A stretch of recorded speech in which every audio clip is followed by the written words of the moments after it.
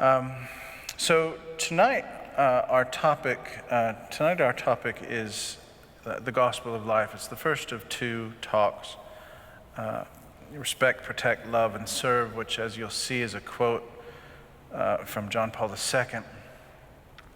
And so, we're moving on to a topic which is special and charged in today's culture and in today's church. And so first, word of warning, this is obviously a topic that is at once beautiful and controversial, right? An intensely charged topic, like I said, and I hope really just to present the Catholic Church's teaching truthfully, but also respectfully, and with appropriate sensitivity. And I want always in these discussions to sort of resist the emotional radioactivity which attends to these topics, not limiting discussion, but limiting unhelpful discussion. And that's how I want us to talk about the quote-unquote gospel of life. And you'll notice over these next two discussions, we're going to spend a great deal of our time listening to now Saint Pope John Paul II, particularly to his teaching found in an encyclical written in 1995 called Evangelium Vitae, translated the Gospel of Life. There are a lot of encyclicals in the history of the papacy, and not all of them are worth reading. This encyclical is worth reading. I do think every Catholic should read this document. I just think every Catholic should read it closely, wrestle with it, and chew on it. And that's because, every person has a right to an opinion, but this is true in all things. Not every opinion is of equal value. Just that's the way it goes. Whether you're talking about carburetors or theology. And so if you're going to have an opinion on these matters, you need to spend time with this encyclical. In my opinion, this is John Paul II's most passionate and profound and prophetic encyclical he ever wrote, and he wrote a lot of them, right? And so this is very much a must-read. And so to walk with him through this discussion of the gospel of life, we should do what he does at the beginning, and that is to recall the gospel of life's place within the church's broader social teaching. We saw this role, if you watched the what we believe talks, the previous two talks on social responsibility, as I called them, social teaching. You have seen the role that the church played in, quite simply, pointing out the humanity of the other, right? The humanity of the poor, the humanity of the suffering, the humanity of the person, the worker. We saw in Leo XIII how the church pointed to, as I said, the humanity of the laborer, arguing that an employer, for example, must not abuse or weaken the humanity of the worker or his or her family, but that the worker is morally bound to contribute to the employer, rather, is morally bound to contribute to the human flourishing of the worker. And it's an honorable tradition, one every Catholic ought to be proud of. So exemplary in the 19th century and the 20th centuries. But again, as those two discussions show, it goes right back to the beginning. In the ancient Christian witness found in the Fathers and into the Old Testament. So turning to the issues of life and threats to life in our own day, John Paul II sets this encyclical in relation to this tradition of Catholic social teaching. And you see it very clearly in this early paragraph from Evangelium Vitae, right? He says, just as a century ago, it was the working classes which were oppressed in their fundamental rights, and the Church very courageously came to their defense by proclaiming the sacrosanct rights of the worker as a person. So now, when another category of persons is being oppressed in the fundamental right to life, the Church feels in duty bound to speak out with the same courage on behalf of those who have no voice. Hers is always the evangelical cry in defense of the world's poor, those who are threatened and despised, and whose human rights are violated. Today there exists a great multitude of weak and defenseless human beings, unborn children in particular, whose fundamental right to life is being trampled upon. If at the end of the last century, the Church could not be silent about the injustices of those times, still less can she be silent today, when the social injustices of the past, unfortunately not yet overcome, are being compounded in many regions of the world by still more grievous forms of injustice and oppression, even if these are being presented as elements of progress in view of a new world order, right? So he clearly sets out what he's going to say within this broader framework of Catholic social teaching, and he's alluding to, primarily Leo XIII's encyclical Rerum Novarum, which is sort of the inaugural text of modern Catholic social teaching. And JP2 is quite simply saying that Evangelium Vitae and Rerum Novarum are of a piece, right? They're on the same spectrum. And so just as the Church was an advocate for the humanity of the poor and the worker, so in our time she's going to be an advocate for the elderly and the unborn in particular. Now, moving on to, we've got to move on to basic theological premises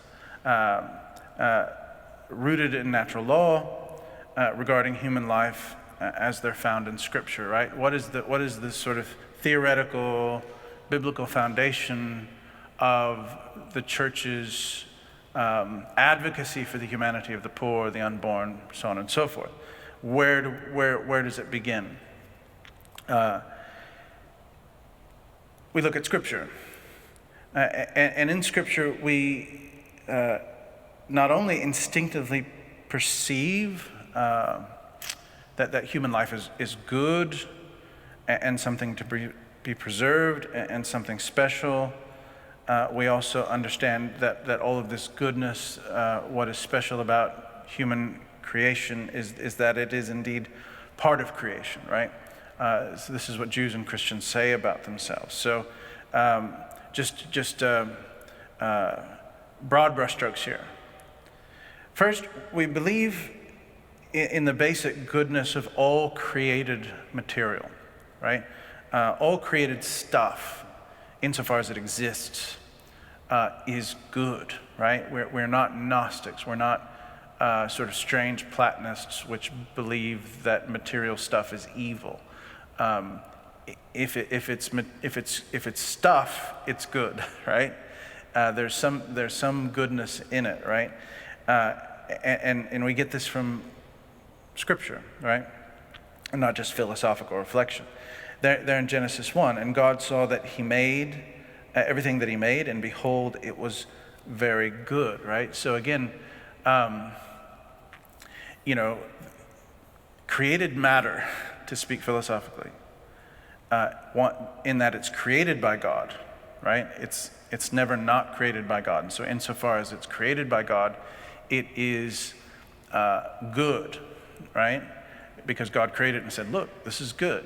Now there is, I don't want to dive off into philosophy here, there is evil and there's wickedness, but from a Christian perspective, evil and wickedness is always not positive. Evil and wickedness is always a privation of the good, right?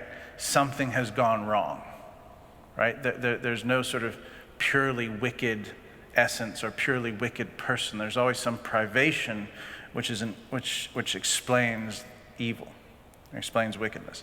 And so, again, that's a very important point in Jewish and Christian thought, that created stuff is good because God created it, right? So the second sort of point is that we believe humans are special, not only because they're created, as I just talked about, but also because we have something about us that is open to God, that is God-like. The Latin phrase that sometimes is thrown about is capax Dei. We're capable of the deity, right?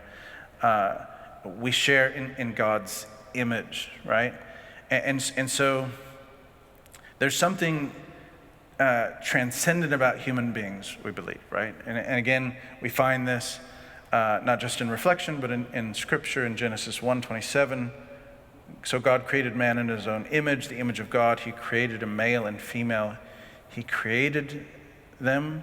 Again, that's a very important phrase, male and female. He created them both immediately, which is different from some sort of strange Greek theories that you'll come across in a few places where the woman is sort of a failed man, right?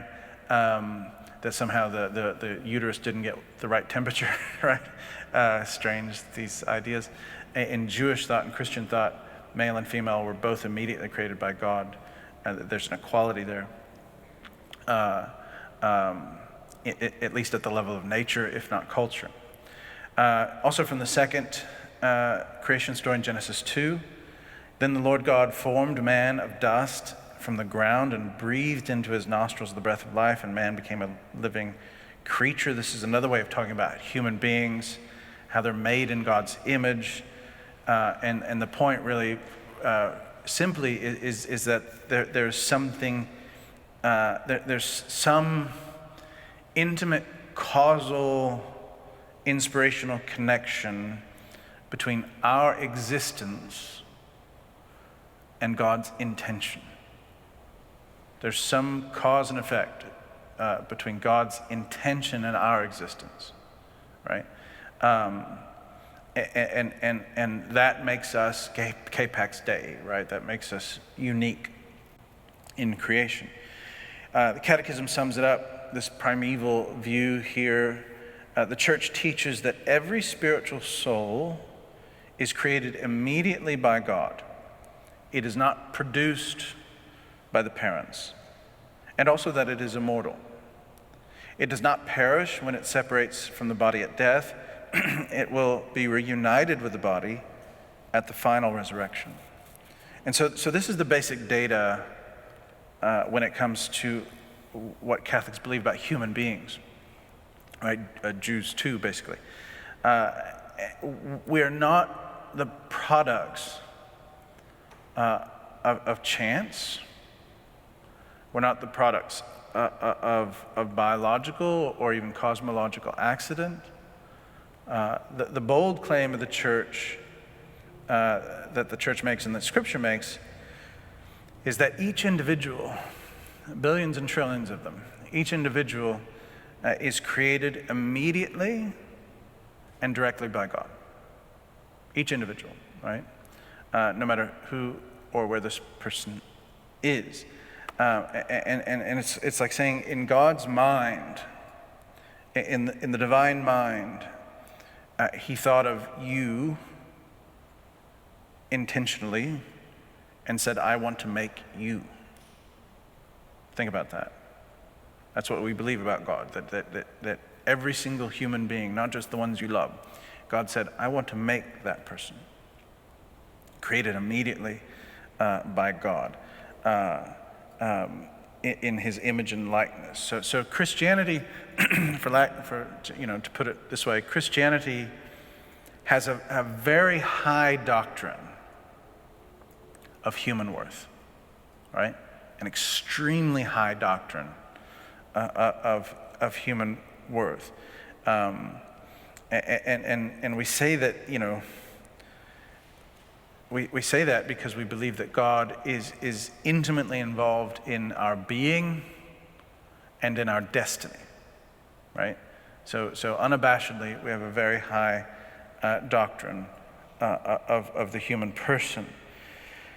And again, the Catechism goes on. Of all visible creatures, only man is able to know and love his Creator. By the way, man, woman, the Church has not changed its gendered language in our documents, so that's just the way it is. Of all visible creatures, only man is able to know and love his Creator.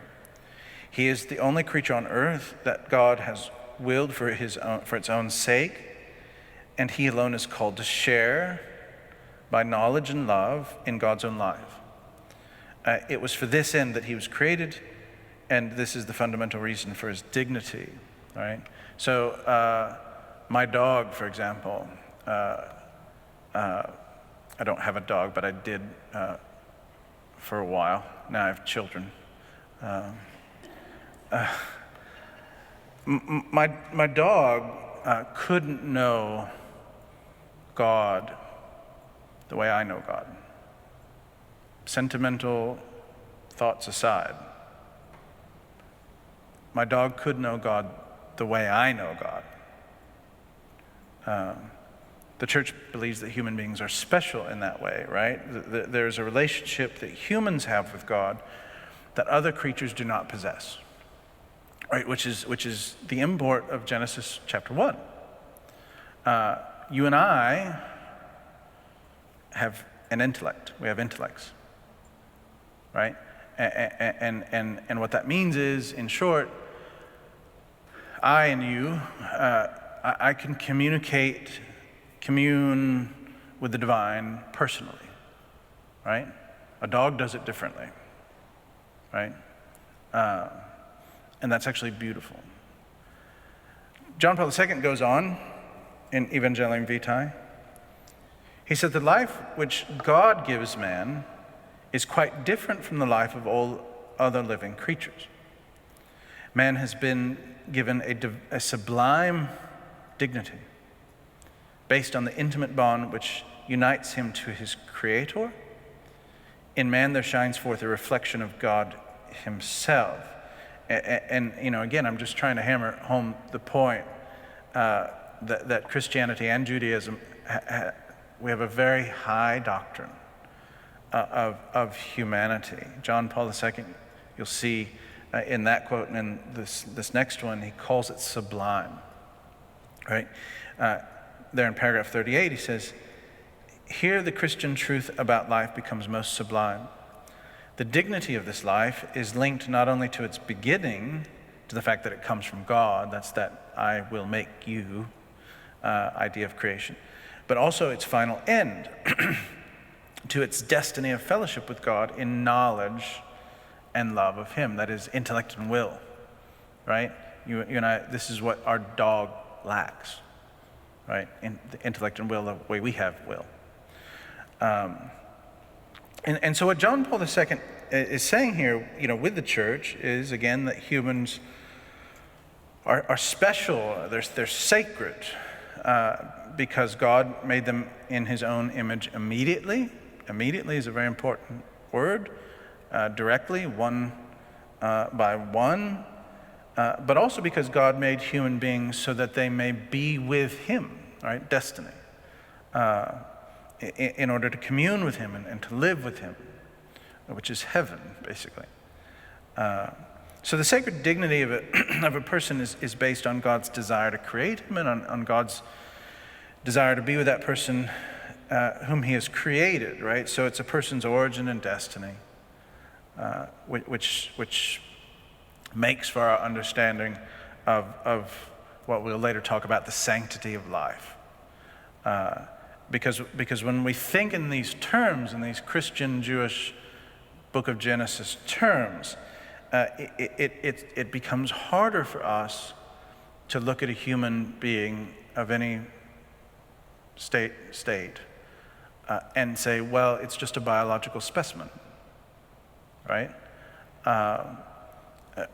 When we rely on sort of the modern naturalistic view of humanity, and we employ only scientific criteria of say, biological efficiency, which when we talk about use language like viability or full biological potential, and we start asking questions of value and agency, then things get complicated. Christians will want to view the worth of human beings as something that transcends that biological account of things. Same goes for viewing human beings according to cultural, natural, or economic or political criteria, right? For example, is this person a viable contributor to the gross national product, right? And therefore valuable and expendable. The Jewish and Christian high doctrine of humanity will always want to come into that conversation to keep it moral, so to speak. Again, because our view of the human being transcends all that. So John Paul II says something else interesting about this. He says that the failure to acknowledge, he says when we fail to acknowledge the transcendent character of human beings, when we fail to acknowledge or to accept the dignity of the human person based on its origin and its destiny, when we forget that, we become doomed to what he calls perennial dissatisfaction. Because we're created for divine communion, obviously, we're wired for it, and we can't be satisfied by anything else. And so when you exclude that from your view of things, you're just asking to be miserable, right? Just think of Augustine's, "My heart is restless until it rests in you," right? That's a statement about human nature, not just sort of spirituality.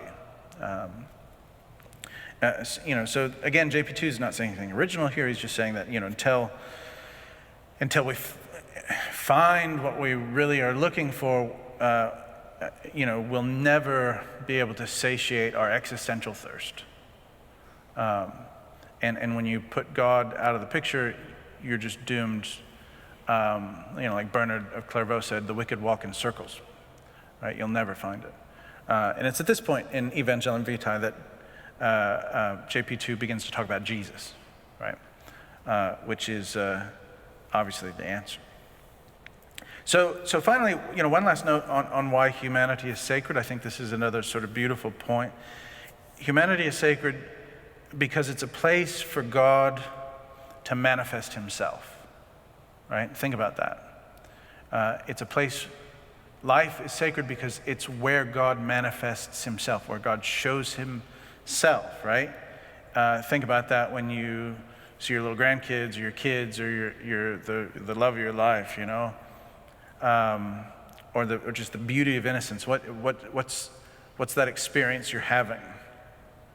Could it be, that you're touching, so to speak, that truth that humans are sacred because God manifests himself in that, right? Anyway, it's just a wonderful paragraph from JP2. He says, similarly, the love which every human being has for life cannot be reduced simply to a desire to have sufficient space for self-expression and for entering into relationships with others. Rather, it develops in a joyous awareness that life can become the place where God manifests himself, where we meet him and enter into communion with him. That's just really kind of a profound thing to say and to think, right? That in us, God wants to sort of be and show himself. It's amazing. So moving on from those sort of biblical, philosophical building blocks, our high doctrine of humanity, as I call it, we move on into what really is the most passionate part of this encyclical, which is at the beginning of the encyclical, where John Paul II begins his analysis of what he calls the culture of death, which is really just, a culture which devalues life, as he calls it, as he describes it. But anyway, before we dive into that, I want to put forward a contrast between what I've been talking about, which is the church's very high doctrine of life, and certain cultures, I respectfully suggest, low doctrine of life. And the example I use here, which none of you will get the cultural reference because you're not my age, but I'll walk you through it. When I was in high school, there was a group, a pop group, a very terrible pop group called the Bloodhound Gang. And this was the early 90s. And they were a one-hit wonder, praise Jesus. And their one-hit wonder song was this song called Bad Touch. And it was hugely popular at the time. And as I said, none of you have heard of this, and be thankful that you haven't.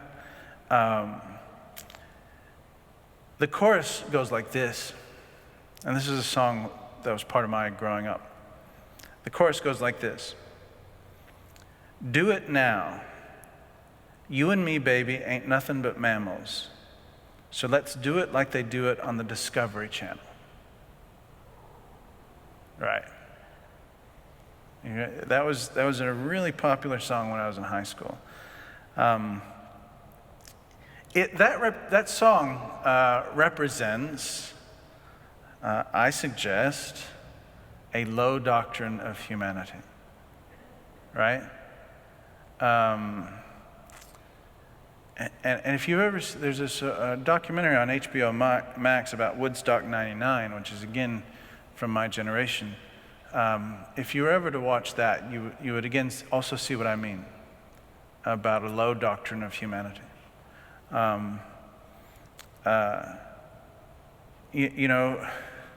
That's the contrast. Human life as sacred in its origin and destiny, which no person can take away,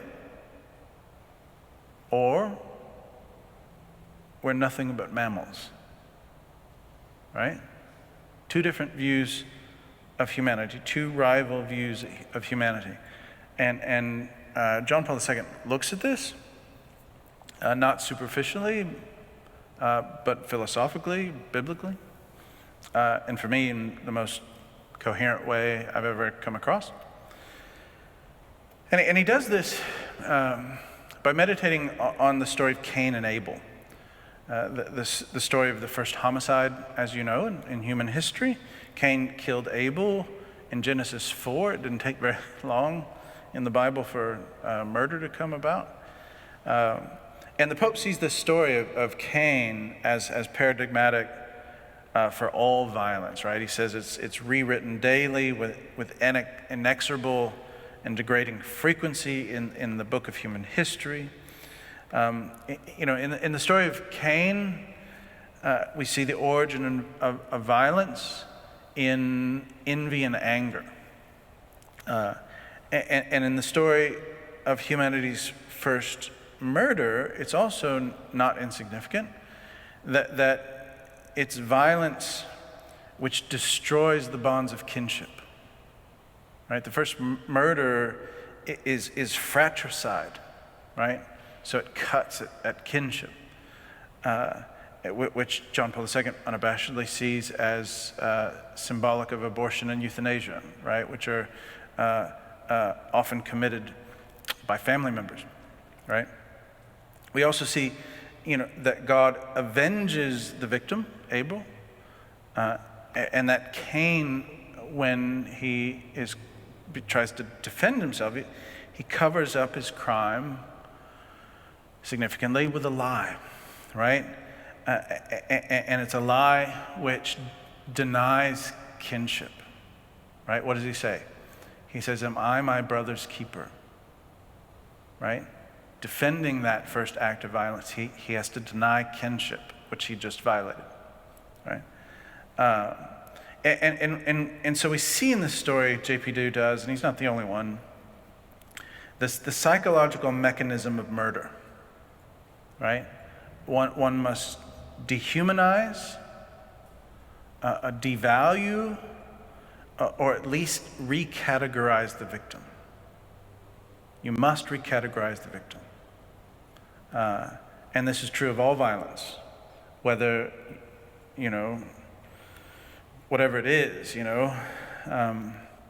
We also see in this story that God does not leave the crime unpunished. It's very interesting how this attack on life is in some way an attack on God himself, right?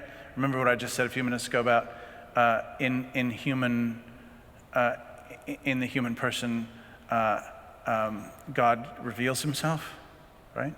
So therefore, a crime against humans would be, in a sense, a crime against God.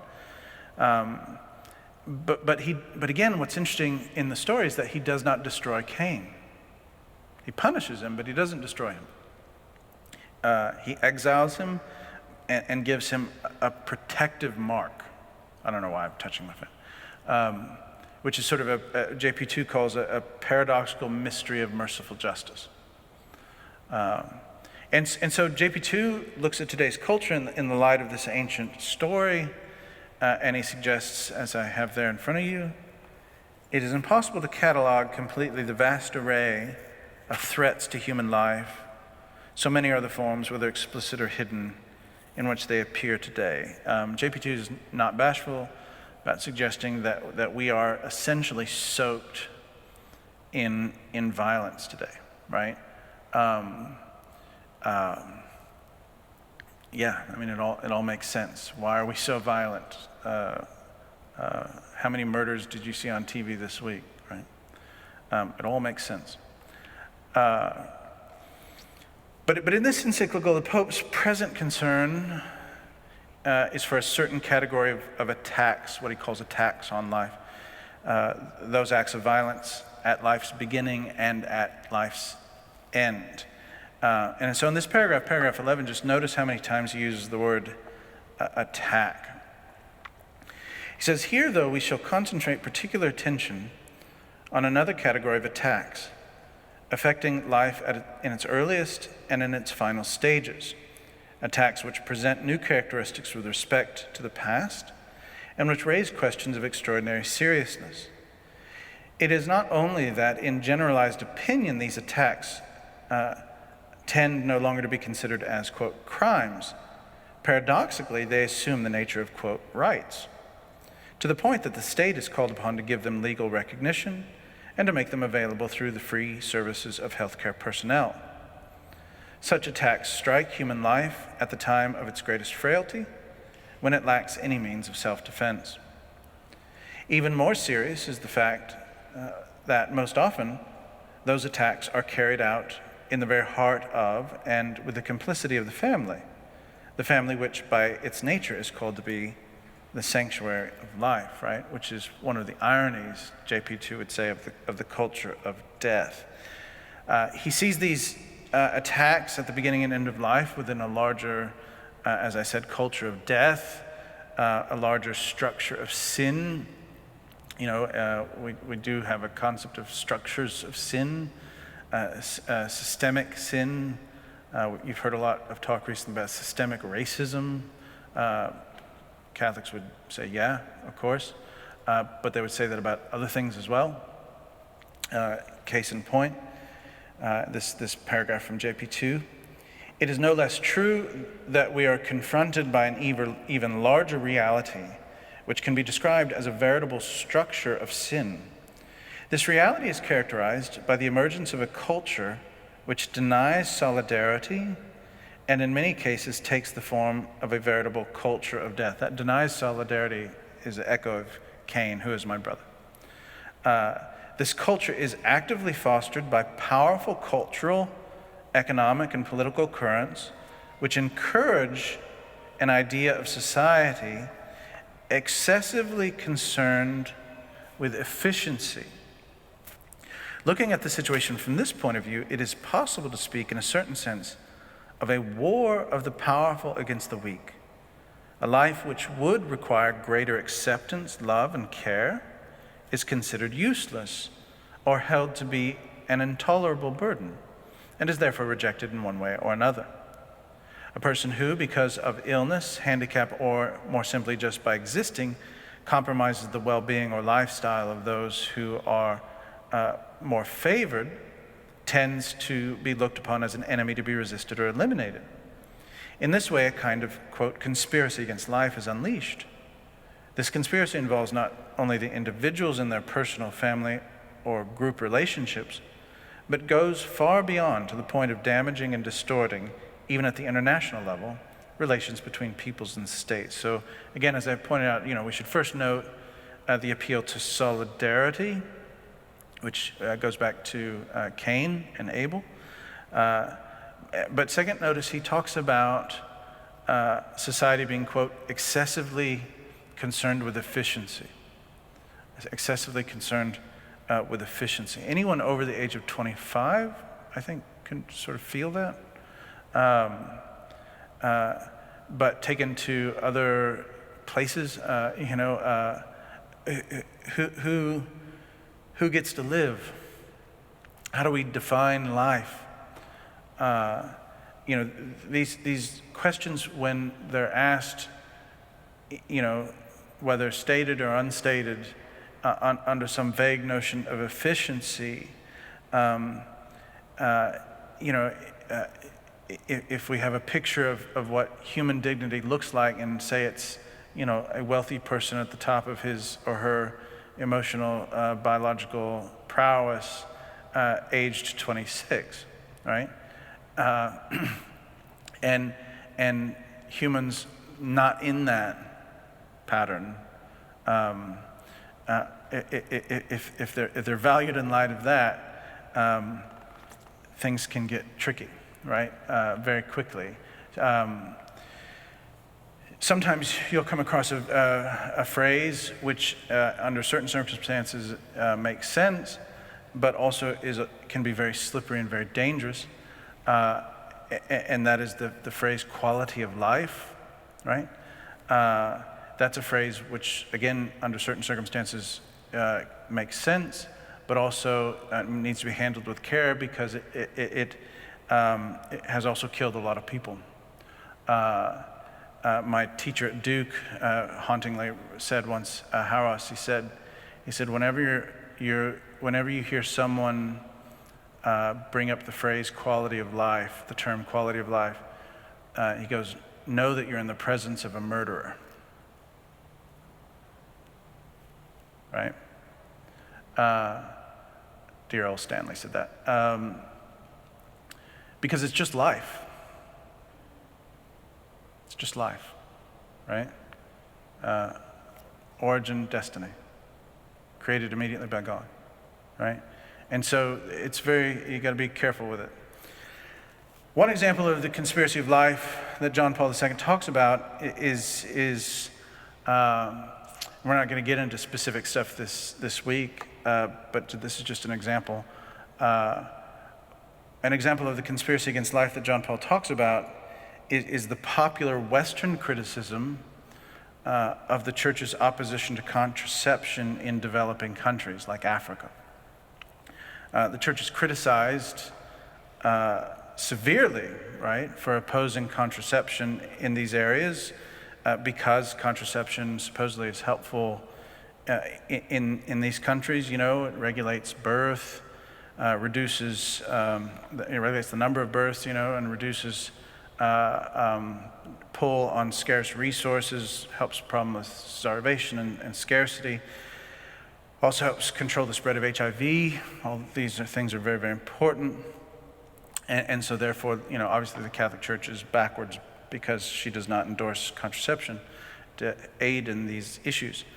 In response to this criticism, JP2 simply replied that it's a bit ironic, he said, that it's a bit ironic to hear this criticism coming from the rich West.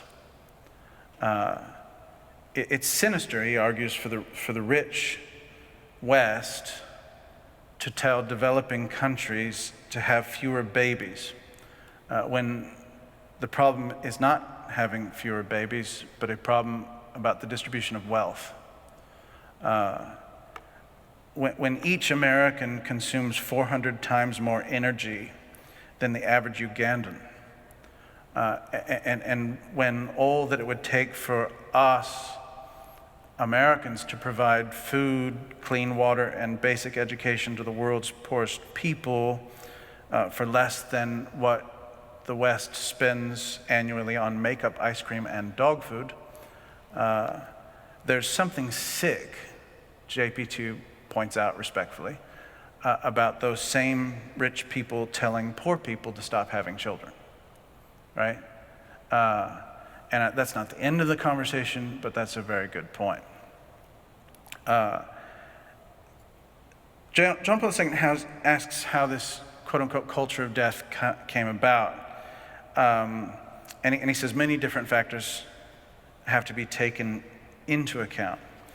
And then so John Paul II begins really a genealogy of the culture of death, asking what the factors were or are that lead to a culture that accepts the idea that killing the innocent and vulnerable is acceptable. He begins with a general overview of contemporary confusion and loneliness. It's a very interesting part of the encyclical.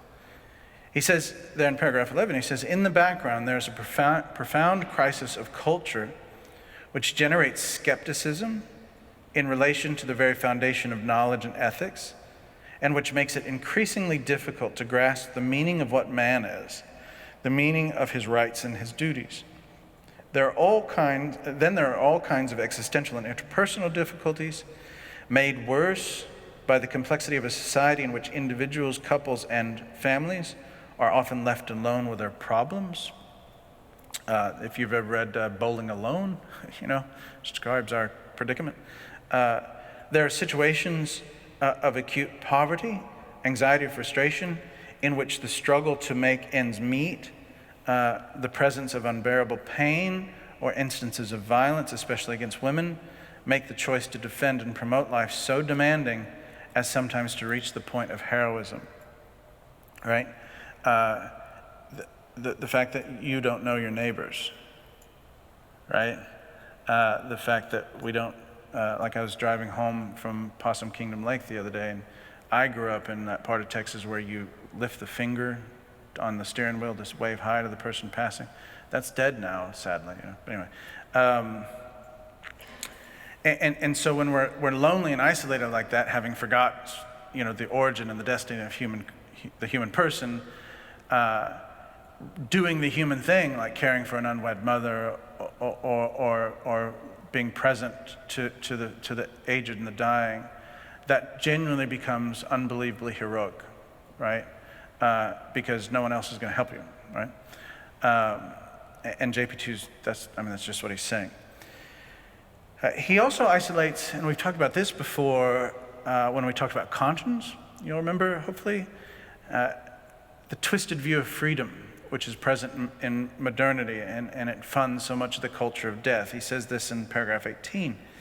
He says it is a problem which exists at the cultural, social, and political level, where it reveals its more sinister and disturbing aspect in the tendency, ever more widely shared, to interpret the above crimes against life as legitimate expressions of individual freedom, to be acknowledged and protected as actual rights. So before we even get to the topic of abortion, which we'll do next time, there's a question: do you have a right to kill the fetus inside you? Right? Let's not even call it an unborn child. Let's call it a fetus. Do you have a right to kill the fetus inside you? And do you have that right? Why? Because you're an autonomous, individual, free person? Is that why you have that right? Some would say yes, and some would say no. But where does that freedom stop?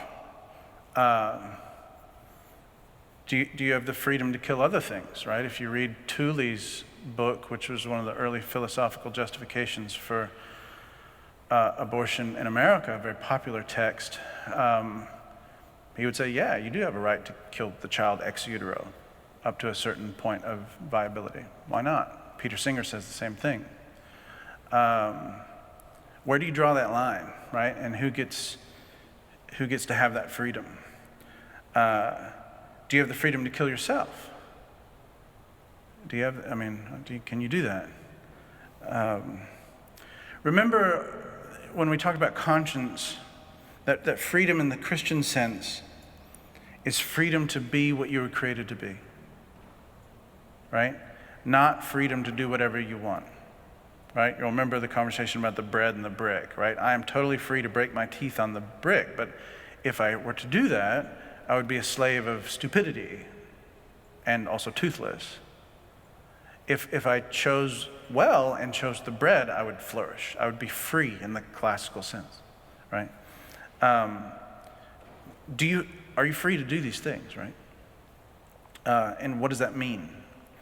John Paul II talks about the roots of the modern idea of freedom, and he suggests there in paragraph 19 that it's a false view of the human person. He says we can find them in an overall assessment of a cultural and moral nature, beginning with a mentality which carries the concept of subjectivity to an extreme and even distorts it, and recognizes as a subject of rights only the person who enjoys full or at least incipient autonomy and who emerges from a state of total dependence on others, right? There's a wonderful book which just came out late last year called What Does It Mean to Be Human? By O. Carter Snead at Notre Dame University, who's a pal of mine. Read that book. He describes this elaborately and well, and this is, basically all the vital conflicts about abortion, end-of-life care, so on and so forth, are completely out of whack in the United States because we have forgotten anthropology, right? That is, we don't know what human beings are, right? And most of us are liberals and conservatives, as we superficially categorize them, are both, we're all children of what he describes as expressive individuals, right? We're expressive individualists. And we basically see ourselves as, subjects of rights with incipient, with autonomy. We can do what we want because we're free, autonomous individuals, right? And you see it, as I said, across the spectrum, progressives, conservatives. You see this, in my humble opinion, in the latter 24 months, when you see these pro-life, really traditional Catholics rehearsing my body, my choice rationale to defend not getting vaccinated and to defend not wearing masks. Never mind that's the exact rationale that they criticized when people were talking about abortion, right? Because we're all expressive individualists in one way or another, right? This idea of absolute freedom and autonomy, expressive individualism. It's my body, my mind, my choice. That's the argument. And as I said, you see that classically in the pro-choice camp, but you've seen it in the last 24 months on the other side, strangely. John Paul II argues that this leads to what he calls a surprising contradiction. That is, when one makes a moral claim based on this notion of freedom and autonomy, one quickly finds oneself in conflict with other beings who have my body, my mind, my choice mentality as well. And so it becomes a Hobbesian war of all against all, fighting for scarce resources, right? Mother is one being pitted against the being of the unborn child, and there's scarce resources they got to fight over, right? And so who wins, right? And the problem with that thinking is that what is underneath that narrative is this concept that we're all sort of autonomous, expressive individuals, right? We know we're autonomous, expressive individuals when we have reached a certain point of sort of autonomy. The problem is we're never autonomous. The problem is as MacIntyre said, we're always dependent rational animals, right? To understand what humanity really is, what a human person really is, you have to see a person as always existing within a network of mutual responsibility, right? As a child, the child, rightly claims the care of mother, which is open-ended. As an older person, the older person rightly claims the care of the people around him, right? But we've broken that. And so what do? We abort babies and we put old people away. Right? We'll get more into that. But this is what JP2 says, this conflict is inevitable when we think of the human person in that way. And it devolves simply into a struggle between the weak and the strong, right? Between human life in the womb or the elderly in the home versus the powerful, right? And JP2 said, the powerful always win out. They just do. And this explains the irony of modern human values talk. It's always funny when people start talking about values anyway. But anyway, JP2 says in paragraph 18, precisely in an age when the inviolable rights of a person are solemnly proclaimed and the value of life is publicly affirmed, the very right to life is being denied or trampled upon, especially at the most significant moments of existence, the moment of birth and the moment of death, right? So the argument based on individual autonomy is based on a view of the human person that is wrong, basically, superficial at best. And again, that book by O. Carter Snead, I highly recommend it because it can explain it in much better than I can. Who's the person that can make the choice to kill? But the person who's reached a certain level of communication, a certain level of viability, a certain level of economic viability, the person who can make such a decision, enjoys a certain level of independence. And the problem is that like as we've been saying, not everybody enjoys that autonomy. But is it life or is it not? A child in the womb doesn't have voice or power, nor does a person in a persistent vegetative state. And there are indeed arguments that a person loses his or her personhood or never achieves it until a certain time. Insofar as that person doesn't have an ability to communicate. Look at Tooley's abortion and infanticide. Look at Peter Singer's arguments. Right? What you see in modernity are shifting definitions of personhood. Right? And it's just there. You can read it, and the goalposts keep moving as to what a person is. And JP2 says that's been a deadly game for a long time. And as I said, all of this goes on against the backdrop of what I started with, and that's this high doctrine of humanity. That the sacredness of the human person transcends all of this.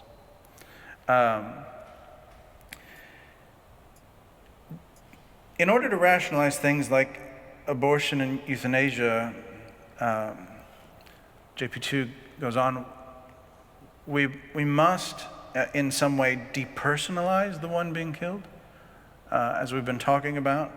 And again, this is just a repetition, as JP2 would say, of Cain's question, am I my brother's keeper? There in paragraph 19, he says, we must also mention the mentality which tends to equate personal dignity with the capacity for verbal and explicit, or at least perceptible, communication. It is clear that on the basis of these presuppositions, there is no place in the world for anyone who, like the unborn or the dying, is a weak element in the social structure, or for anyone who appears completely at the mercy of others and radically dependent on them, and can only communicate through the silent language of a profound sharing of affection. That's a beautiful phrase, by the way, the silent language of a profound sharing of affection.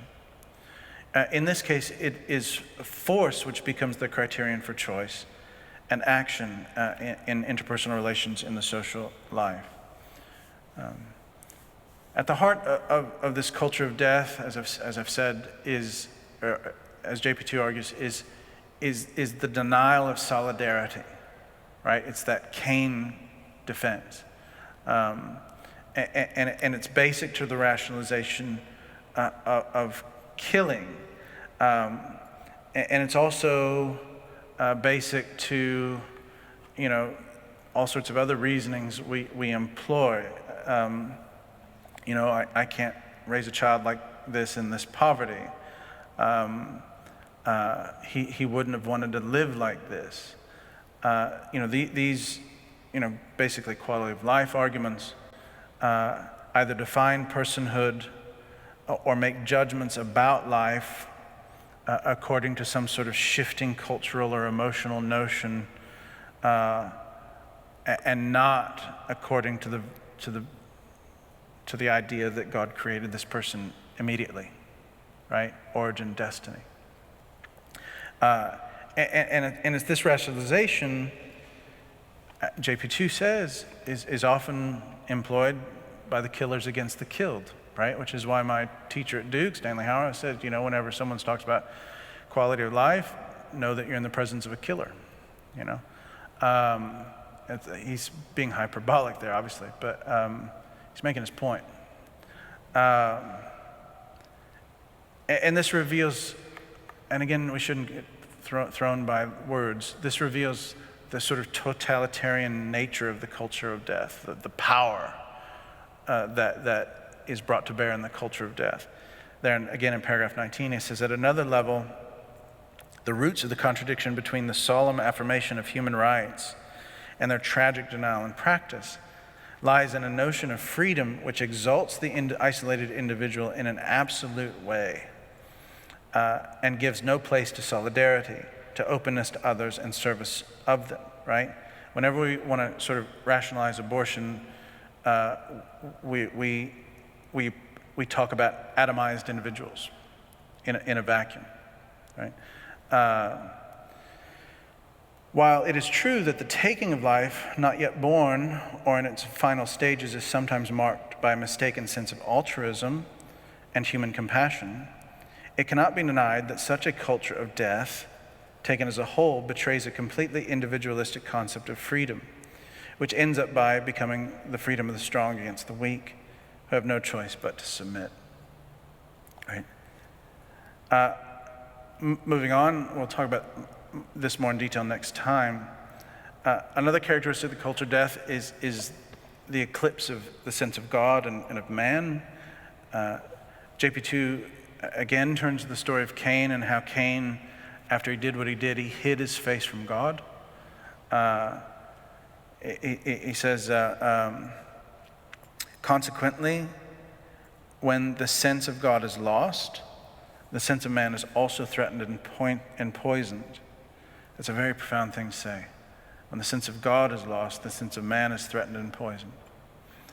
He no longer considers life as a splendid gift from God, and therefore sacred, right? Because you're forgetting what the story tells you. Entrusted to his responsibility, and thus also to his loving care and veneration. Life itself becomes a mere thing, which man claims as his exclusive property, completely subject to his own control and manipulation. And this in turn leads to a sort of practical materialism. It goes on in the next paragraph. The eclipse of the sense of God and man inevitably leads to practical materialism, which breeds individualism, utilitarianism, and hedonism. The only goal which counts is the pursuit of one's own material well-being, obviously, because you've boxed out the idea of one's destiny in God. The so-called quality of life is interpreted primarily or exclusively as economic efficiency, inordinate consumerism, physical beauty and pleasure, to the neglect of the more profound dimensions, interpersonal, spiritual, and religious of existence. We're talking about how quality of life can go off the rails. When you box God and our destiny out of the equation, it will go off the rails, right? Because you can't help but define it as some sort of efficiency. And you also see this when God is eclipsed, when our concept of the destiny of humans in God is sort of erased.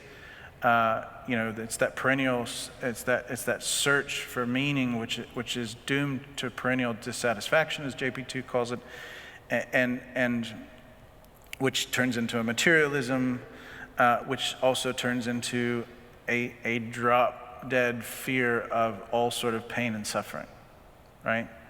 And you avoid suffering at all costs. Gone is the idea that suffering can be united with a God and sort of assuaged in redemption. JP2 goes on, he says, suffering, an inescapable burden of human existence, but also a factor of possible personal growth, is censored, rejected as useless, indeed opposed as an evil, always in every way to be avoided, right? The body is viewed as a thing, and sex is depersonalized. The body is no longer perceived as a properly personal reality, a sign in place of relations with others, with God and with the world. It is reduced to pure materiality. It is simply a complex of organs, functions, and energies to be used according to the sole criteria of pleasure and efficiency.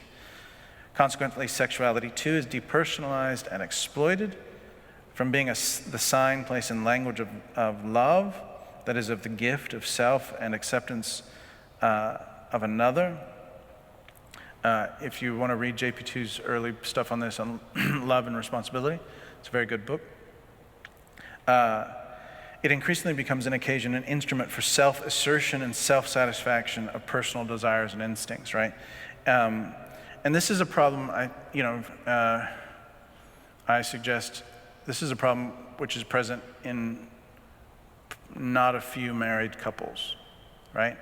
And again, I say this all due respect. I think there are many couples who, because of the culture we live in, are more habituated toward mutual sexual abuse, or mutual sexual, let's not be that dramatic, mutual sexual use, right? Rather than what Christianity views it can be, almost mystical. And part of that, you can't blame these poor folk. Part of that's because clergy are so bashful about talking about it, right? Because you will remind a priest within 5 seconds that he's a celibate and therefore can't talk about it, right? And we're just bashful about this stuff, and so people clearly don't know what they're doing. But anyway, so moving on, interpersonal relationships can be damaged in this culture of death. He says interpersonal relations are seriously impoverished. The first to be harmed are women, children, the suffering, the sick, or the elderly. The criterion of personal dignity, which demands respect, generosity, and service, is replaced by the criterion of efficiency. We've come across that word efficiency before, right? Several times. Functionality and usefulness. Others are considered not for what they are, but for what they have, do, and produce. This is the supremacy of the strong over the weak, right? We wouldn't want grandma in our home with the kids as she's going to glory, would we? She's better off somewhere else. Is she? That's the question. That's the question. Why do we think that? What's underneath our thinking when we assume those things. Because, our 7-year-old couldn't be around that, clearly. No, or does our 7-year-old have soccer practice? See what I'm saying? And again, just as an aside, if we took on board what JP2 is actually saying, it would kick every single person in the backside hard, right? Not just the pro-choicers, but the pro-lifers too, and we got to be honest about that. And so finally, summarizing, JP2 likens today's culture to what Paul described in Romans chapter 1. He says, a large part of contemporary society looks sadly like that humanity which Paul describes in his letter to the Romans. It is composed of men who by their wickedness suppress the truth. It is already on the path to the most alarming corruption and the darkest moral blindness. So like I said, we're going to talk about the topics next time.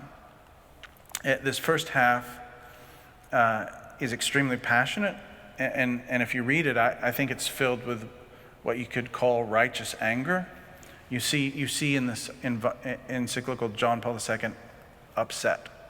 And of course, countless people have passed JP2 off as an outdated old man, which is quite possible. But it's also possible he's a prophet. It's also possible that old man was dead right? But that is, we can talk about that later. So see you next time. Thank you all very much.